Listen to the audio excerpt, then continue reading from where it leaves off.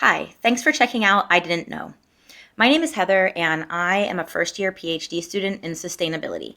That means that I look at the environmental polycrisis in the context of historical, political, and social processes like industrialization, imperialism, settler colonialism, and the extraction of natural and human resources. I started thinking about the connection between war and the environment while watching the genocide in Gaza unfold on my phone. This topic was largely passed over in my classes, probably because the professors are scared of showing up on Canary Mission. It is indeed career suicide to talk about the genocide that the United States is funding and helping to carry out. Nonetheless, there are academics and researchers who are concerned with imperialism and the impact of war on the environment. At the end of last semester, I wrote a paper exploring the apocalyptic narratives that we used when we talk about climate change and the environmental collapse. Somewhere down in that rabbit hole, I started looking at the Department of Defense's climate plans, and I saw that they do, in fact, anticipate societal breakdown and widespread climate disasters ramping up as the oceans continue to warm. The Department of Defense, of course, does not point any fingers, even though ExxonMobil's own scientists were reporting evidence that burning fossil fuels was changing the climate back in the 1950s. And the Department of Defense's own scientists have been saying the same thing as well for a long time. So I wanted to know, how is it that the biggest military power to ever exist in the history of human civilization, with over 900 foreign military bases across the world, how is it that it's engaged in high-level research that shows that human activity is causing climate change, but they're not pointing any fingers or suggesting anything to do to mitigate that? Once I started digging around, I saw that the U.S. military is actually the biggest institutional consumer of petroleum in the entire world. And it's also the biggest institutional emitter of carbon dioxide in the entire world. And I was so shocked that that was the case, and I had not heard about that. I had been calculating my carbon footprint.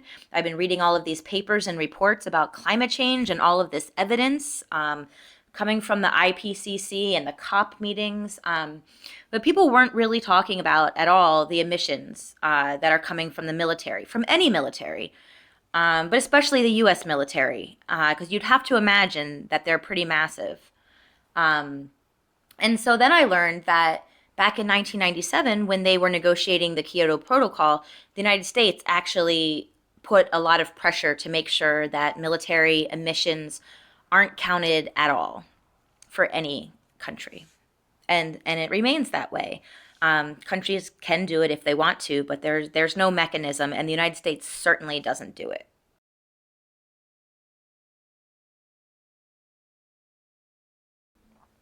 This project is also about how, in the age of social media, just clicking share is an action that I take and that supposedly puts my post out there into the marketplace of ideas. And if it's truly a good idea, it will go viral. It's democratic.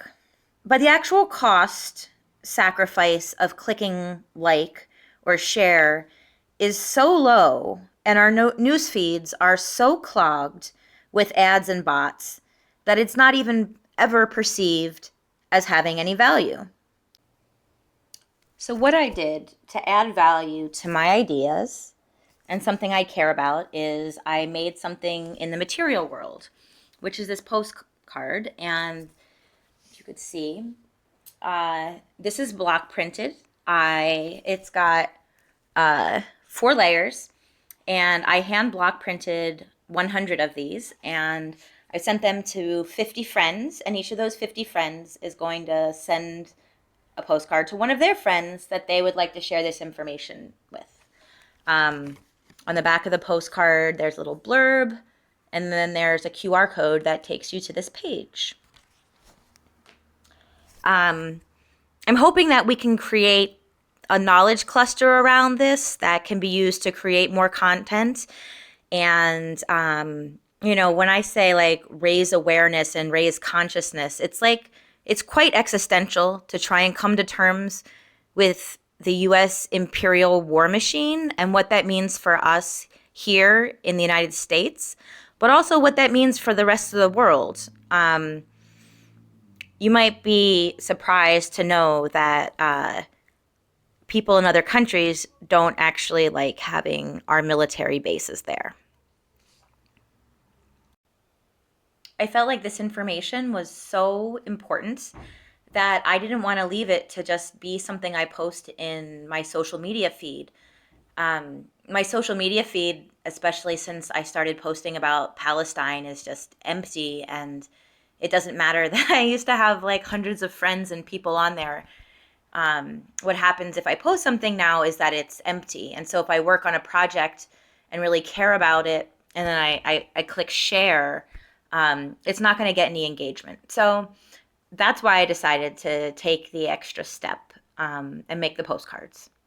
That way, if I give you something of value that I made with my own hands, perhaps you will value it enough to check the link and to learn a little bit about it. Maybe you will be motivated by the fact that I was so motivated to put so many hours into creating something just to get your attention for a little while. So please bookmark this page. Share it with your friends. If you find some resources that are missing, you can email them to me. I would love this to be a cluster of information that I can keep adding to and people keep using as a resource. Thank you.